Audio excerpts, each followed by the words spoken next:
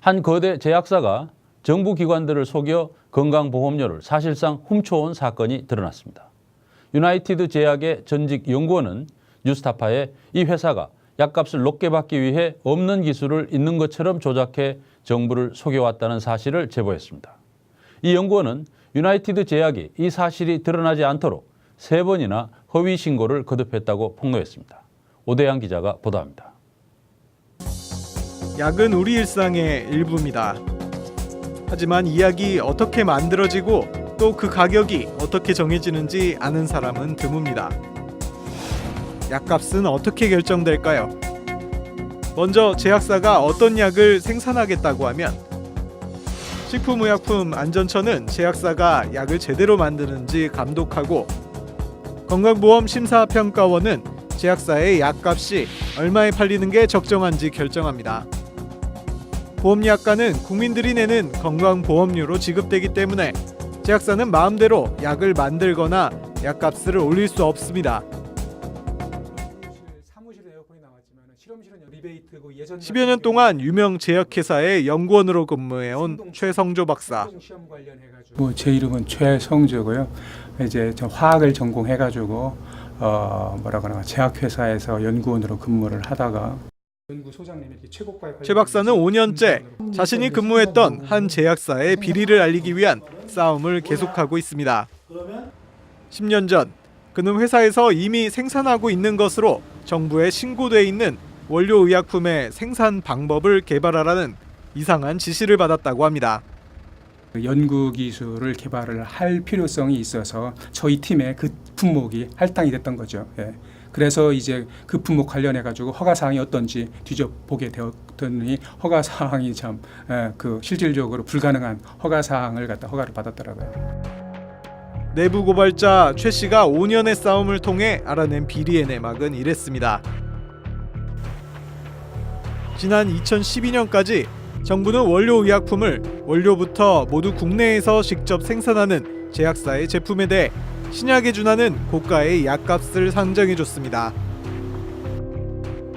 그런데 최 박사가 근무했던 2010년까지도 이 제약사에는 해당 원료의약품을 생산할 능력이 없었습니다.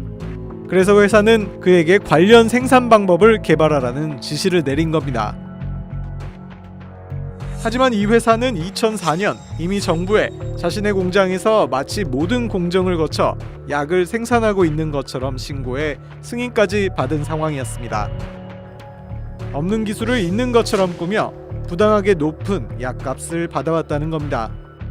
이 회사가 기술도 없으면서 원료의약품을 제조해온 비결은 뭘까? 최 박사는 이미 중간 공정까지 마친 원료를 중국 등지에서 사들이고 국내에선 마지막 합성 단계만 거쳐 해당 의약품을 만들어 왔다고 말합니다. 회사 내부 회의 자료는 실제로 이 같은 일이 벌어졌다는 사실을 고스란히 보여줍니다. 허가서대로 생산할 수 없고 원료의약품을 이제 빨리 기술 개발을 하기 위해서는 처음부터 하면 시간이 너무 오래 걸리니까 그 P1, 그러니까 원료의약품 바로 전 단계 물질만 어떻게 OEM을 주든지 구입을 하든지 이런 형태로 해서 구입한 다음에 P1에서부터 그 덱시부프로펜 만드는 것만 기술을 개발하자라고 하는 그런 것이 대책이었죠. 제약사는 서류만 그럴듯하게 만들어내면 됐습니다. 그런데 이 정부기관에서 승인받은 서류들도 엉터리였습니다.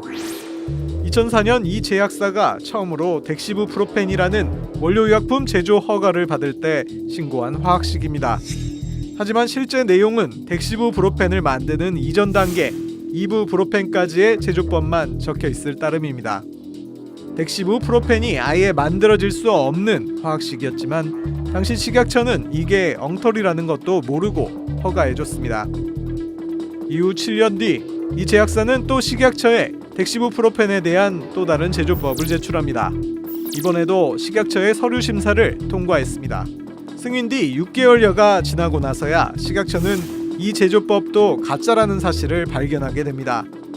실제 구입한 적도 사용한 적도 없는 원료가 사용된 것처럼 꾸며진 가짜 제조법이었던 겁니다. 이 가짜 제조법이 들통나고 난 뒤에야 제약사는 해당 의약품에 대해 105일간 생산 금지라는 식약처의 행정처분을 받았습니다. 그리고 5개월 뒤 제약사가 식약처에 세 번째로 제출한 또 다른 덱시부프로펜 제조법.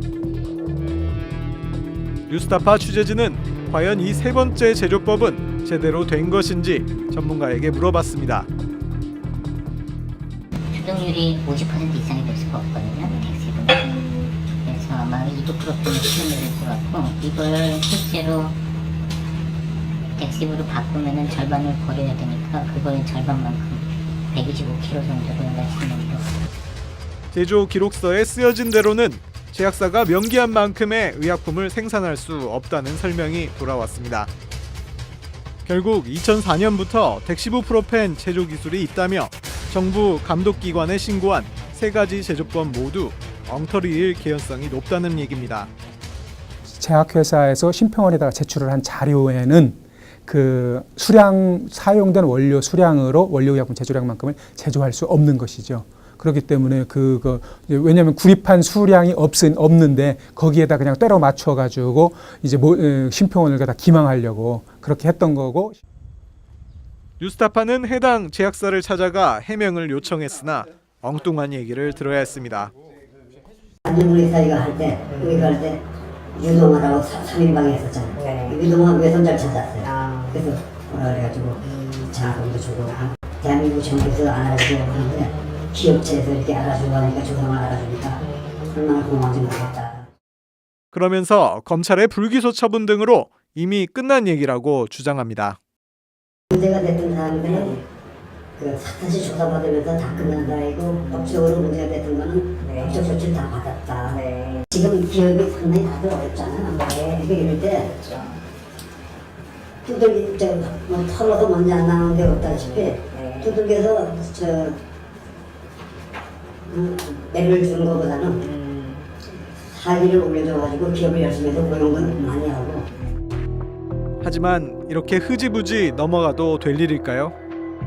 당연히 부당하게 이득을 편취한 부분에 대해서 자기네 이익을 반환하고, 그리고 사후에는 이런 일들이 발생하지 않도록 약가 인하 조치라든지 이제 다양한 여러 가지 제도적인 정책적인 부분들이 시행이 되어야 하는데, 뭐 제약사들은 여전히 자신들의 잘못은 없고 법적 소송을 통해서 이익들을 지키는 데만 급급하고 있기 때문에. 한 하루에 단돈 10원씩의 부당한 이익만 취해도 제약사는 큰 돈을 벌 수 있습니다. 더구나 이런 일이 한 제약사, 한 의약품의 문제였을까요? 정부는 2012년까지 이런 식의 서류 심사만으로 최고가 의약품을 정해왔습니다. 결국 천문학적인 액수의 돈이 국민의 호주머니에서 줄줄이 새어나갔을 개연성이 큽니다. 뉴스타파 오대양입니다.